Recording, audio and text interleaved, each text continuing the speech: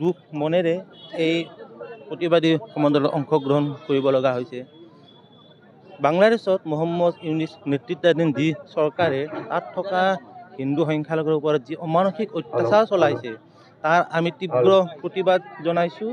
আৰু মই সকলো বিশ্বত থকা সকলো সনাতনী হিন্দুক অনুৰোধ কৰিছোঁ, সকলোৱে যাতে এক হৈ পেলাই ভাতৃত্ববোধৰে বান্ধ খাই এই অন্যায়ৰ বিৰুদ্ধে চিঞৰে আৰু বাংলাদেশ চৰকাৰক বাধ্য কৰি দিয়ে যে এই সংখ্যালঘু হিন্দুসকলক নিৰাপত্তা দিবৰ কাৰণে। আৰু ইয়াৰ লগতে মই ভাৰত চৰকাৰকো অনুৰোধ জনাইছোঁ যাতে এই ক্ষেত্ৰত সঠিক ব্যৱস্থা লয়। কাৰণ এতিয়াই আমি যদি সজাগ নহওঁ, বাংলাদেশত যেনেকৈ পাকিস্তান আফগানিস্তানত যেনেকৈ হিন্দুৰ অস্তিত্ব নোহোৱা হ'ল, বাংলাদেশতো অতি কম সময়ৰ ভিতৰত অস্তিত্ব নোহোৱা হ'ব। আৰু ইয়াৰ লগত আৰু কি এখনি আছে যে যিটো অসমৰ আমাৰ আজি যিটো জনগাঁথনি, এই ক্ষেত্ৰত আমি যদি সজাগ নহওঁ ভৱিষ্যতে কিন্তু আমাৰ বাবে ইয়াৰ বহুত অশনি সংকেত আহি আছে।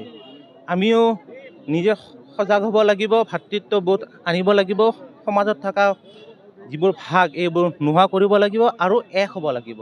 তেতিয়াহে আমি এক সনাতনী হিন্দু, আমাৰ এক বৈষ্ণৱ পন্থা আৰু আমাৰ অসমত যি গুৰুকেইজনাৰ যি সত্ৰীয়া পৰম্পৰা সংস্কৃতি আমি সেইবোৰ ৰক্ষা কৰিব পাৰিম। ধন্যবাদ।